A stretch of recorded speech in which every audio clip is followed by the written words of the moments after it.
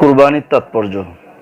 কুরবানির শব্দের তাৎপর্য, কুরবানি শব্দটি বাংলা ভাষায় ব্যবহার হলেও উহা আরবি শব্দ।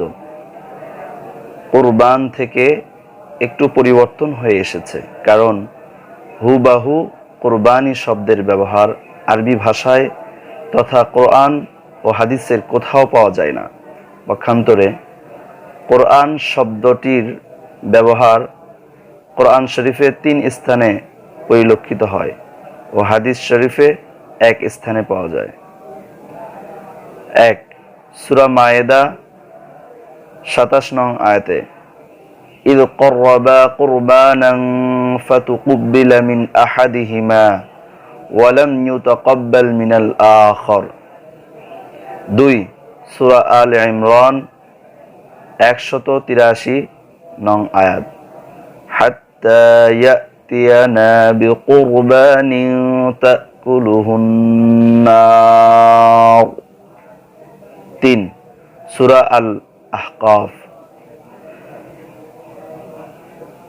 28 নং আয়াতে ফালাউলা নাসারাহুমুল্লাযীনা ইত্তাখাযু মিন দুনিল্লাহি কুরবানান আলিহা। এছাড়াও একটি হাদিসে কুরবান শব্দের ব্যবহার দেখা যায়। قال رسول الله صلى الله عليه وسلم الصلاة قربان كل تقي।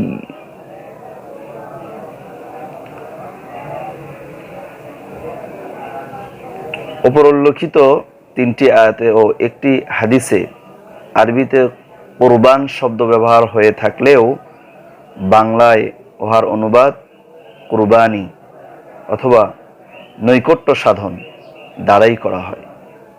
বিধায় ধরে নেওয়া যায় বাংলা ভাষায় কুরবানি শব্দ ও আরবি ভাষায় কুরবান শব্দ অর্থগত দিক থেকে এক ও অভিন্ন।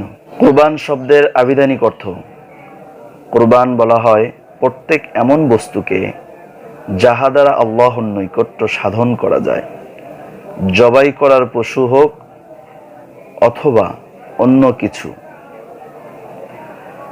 কুরবান শব্দের পারিভাষিক অর্থ, কুরবান বলা হয় নির্দিষ্ট পশু, উট, গরু, মহিষ, দুম্বা, ছাগল ও ভেড়া নির্ধারিত দিনগুলোতে জিলহজ মাসের 10, 11 ও 12 তারিখে আল্লাহর নৈকট্য অর্জনের